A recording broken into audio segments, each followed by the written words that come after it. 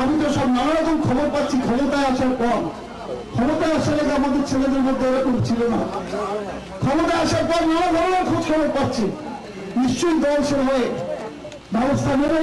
মাত্র 2 বছর হয়েছে, আগামী দিনে অনেক চাকরি দিয়ে অনেক কিছু পরিষ্কার করতে হবে। আরে বন্যায় যখন জল ঢোকে তখন তার সঙ্গে মানে মোড়াও ঢুকে যায়, জলও ঢোকে, পরিবারকেও ঢোকে। আমার দলের নেত্রী, আমার বিশ্বাস আছে, ওই মোড়া পচা টুরু কুকুর ছাগলগুলোকে সরিয়ে দিয়ে পরিবারই আমাকে আমার দলের লোক আমার দলের লোকের মাথা ফাটিয়ে দিল। আমার দলের ইউনিয়ন আমার দলের লোককে বলে তোমরা বাড়ি চললো, কোথায় যাবে? এখানে দাঁড়িয়ে বড় বড় কথা বললেন, আমার তারপর কন্ট্রাক্টরের কাছ থেকে সাদা খাম নিয়ে নিলেন।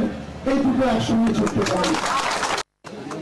ইউনিয়ন যারা করছেন, মমতা বন্দ্যোপাধ্যায়ের নাম বিক্রি করে খাবেন না দয়া করে। যদি তার বাড়ির সন্তান যোগ্যতায় চাকরি পায় আমার কিছু বলার নেই, কিন্তু টেলিগ্রামকে সামনে রেখে আপনাদের আমার রক্ত এবং ধামের বিনিময়ে তাদের পরিবারের লোকেদের শুনে বলছি খাঁচাকি হয়েছে। তারা কারা? আপনাদেরই আইডেন্টিফাই করতে হবে তারা।